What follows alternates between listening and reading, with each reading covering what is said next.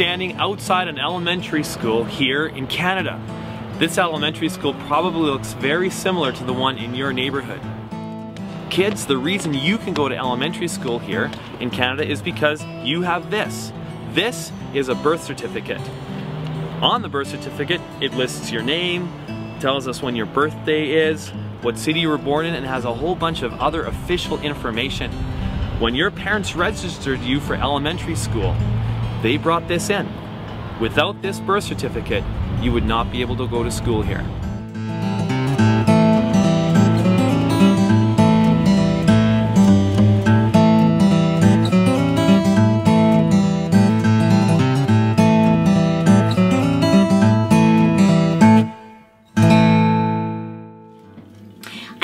Here in a doctor's office in a medical clinic in Canada. You might recognize this room. Maybe your parents brought you to a room just like this one the last time you were sick. In order for you to go to the doctor, you have to show the receptionist your medical card. How did you get this medical card?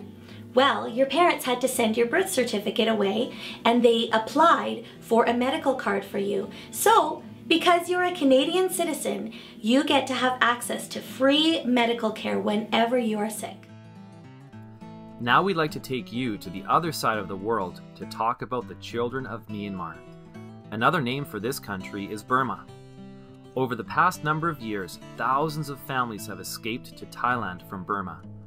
Burma is a very poor country and the government in Burma is not very kind. People are running away from Burma to live safely in Thailand.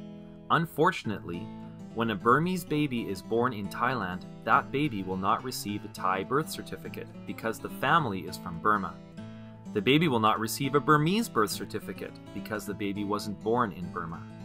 The parents often do not have any documents proving they are Burmese, and so there is no way to officially prove that their child exists. Also, because the Burmese government is not happy that people are leaving Burma, they will not give Burmese birth certificates to babies born in Thailand. The official term to describe these children is stateless. And so, Burmese children born in Thailand have a problem. They can go to their own Burmese schools, but the Burmese schools aren't recognized as official schools in Thailand.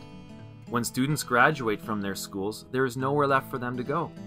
They can't go to college, university, and they will find it very difficult to find a well-paying job. Without well-paying jobs, it is difficult to pay for medicine when they get sick. Life becomes very difficult. What are we doing about this problem? For over 10 years now, Peter and Kaval Dove, the directors of Imagine Thailand, and their 3 boys, Matthew, Ben, and Charlie, have lived in Bangkok, Thailand. They really care about the children of Burma. They are part of a team that has begun a project called the Who Am I Project. They've created an identification book called a life book. Let's pretend that one of the children who needs help is a girl named Natu Tan. They'll take an official photo of her, take her fingerprints, and interview teachers, pastors, and relatives who know her. They'll write out her life story and collect as much information about her as possible. School records, her family tree, and immunization records.